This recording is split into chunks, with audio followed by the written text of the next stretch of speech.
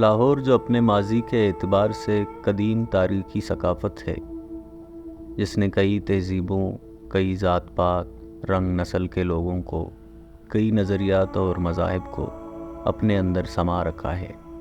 اور ان کی عبادت گاہیں اپنے سینے پر زندہ قائم و دائم رکھے ہیں۔ مسلمانوں کے علاوہ لاہور میں جا بجا ہندو فن تعمیر بھی نظر آتا ہے۔ ان میں ایک ہندو قوم کی عبادت گاہ انارکلی کے بازار میں موجود ہے، ایک مندر جس کا نام ہے بسولی ہنومان مندر۔ انارکلی کے بازار میں ایک چوبارے سے اس کی ایک جھلک سے اندازہ ہوتا ہے کہ ان دیواروں کے پیچھے کوئی قدیم عمارت موجود ہے۔ یہ 19ویں صدی کے ایک امیر اور کبیر ہندو خاندان نے اپنے بھگوان ہنومان کے لیے تعمیر کروایا، مگر تقسیم ہند کے بعد وہ اپنی اصل حالت میں محفوظ نہ رہ سکا۔ 1947 میں تقسیم ہند کے بعد جب ہندو افراد نقل مکانی کر کے ہندوستان گئے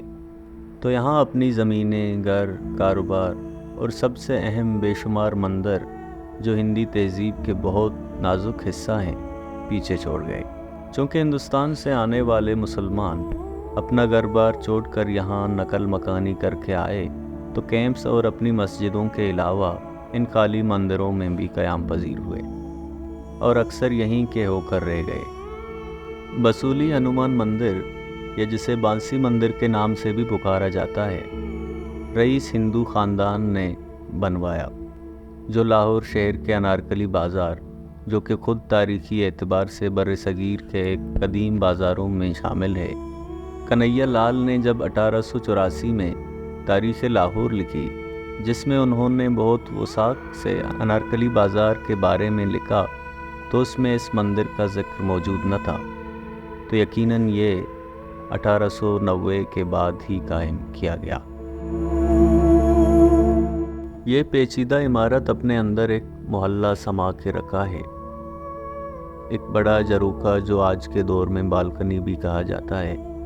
مین بازار سے نظر آتا ہے، جبکہ اس کی کھڑکیوں اینٹوں سے بنائے ایک دیوار کے ذریعے بند کر دیے گئے۔